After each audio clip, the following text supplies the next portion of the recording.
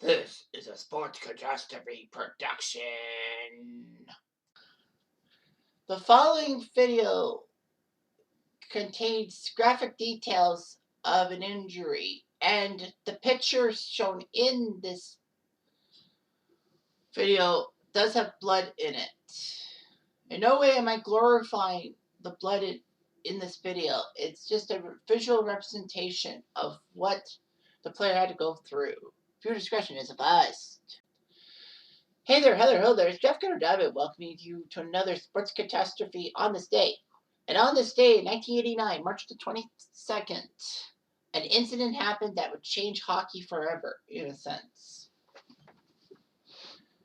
Goalies usually never got injured and all that.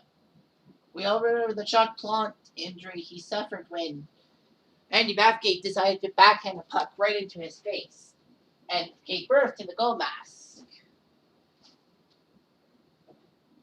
That was a good hockey injury, in a sense. But another hockey injury would change the world. March 22nd, 1989, the Buffalo Sabres were hosting the St. Louis Blues, and the game was on local cable, as it usually is. The legendary Ted Darling would be doing the game play-by-play guy, not Rick Jeanneret. He was doing the game on radio. But anyway, the Sabres were taking on the Blues, and this unknown player by the name of Steve Tuttle of the St. Louis Blues tried to go for a puck, go for a rebound, but unfortunately he sent flying, and his skate blade slashed the throat of one Buffalo Sabres goalie, Clint Malarchuk, as seen in the picture, and hopefully you can see the picture with it and all that without having to vomit and all that. I do apologize, but I gotta show the context. Anyway, so Malarchuk got slashed and blood was spurting open, and people in the stands were freaking out. They had vomited, some had heart attacks. The TV cameras showed the whole incident, but it should not have happened and all that. The replay and all that, they should have just assumed. Anyway, so Malarchuk was in a lot of pain. And I mean, God, when you got a sharp skate blade across your neck, you're basically dead.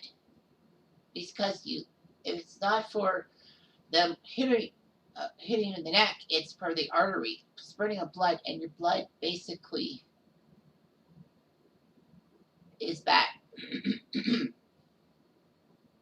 But of course, a couple weeks later, surprisingly, Malarchuk was back in net for the Sabres. How could that have happened? Well, simple. The Buffalo Sabres trainer by the name of Jim Petrocelli was actually an Army medical doctor during the Vietnam War. He knew to get inside Malarchuk's neck and pinch off the nerve that was spurting the blood, and to get him all that. Malarchuk was given the last rites, but he was alive. But the second thing that people seem to forget, is that the game was at the old Buffalo Memorial Auditorium, one of the smallest rinks in the NHL, Boston Garden, and Chicago State rival that.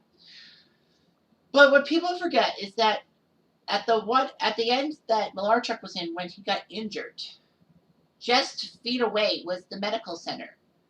If Malarchuk's injury happened when he was on the other side of the rink, then basically he would have been a goner. It was just pure luck that Malarchuk's injury happened, and then the Sabres were at the end of the rink, close to the medical center at the old Buffalo Auditorium. So Malarchuk tried to get back to his old self, being a good Sabres goalie. But Malarchuk basically had problems. He suffered through depression, anxiety. He tried to kill himself a couple times, which wasn't good. But yeah, Clint Malarchuk's injury was just gruesome, very gruesome. But as I said, it was a good hockey injury. Reason being is that goalies now wore throat protectors, either around the neck, around their collars, or had the protectors down below their masks. Patrick Roy was one of the first to have the plastic shield underneath the mask. Yeah, to wear neck guards and all that. It was a shocking time, and Malarchuk survived. He came back a couple weeks after his injury, which was shocking enough as is. But unfortunately, Malarchuk suffered long-term effects, and that's not good. And I don't want to glorify this any further by talking more about it, but that's just how it is. Anyway, I'm Jill Diamond.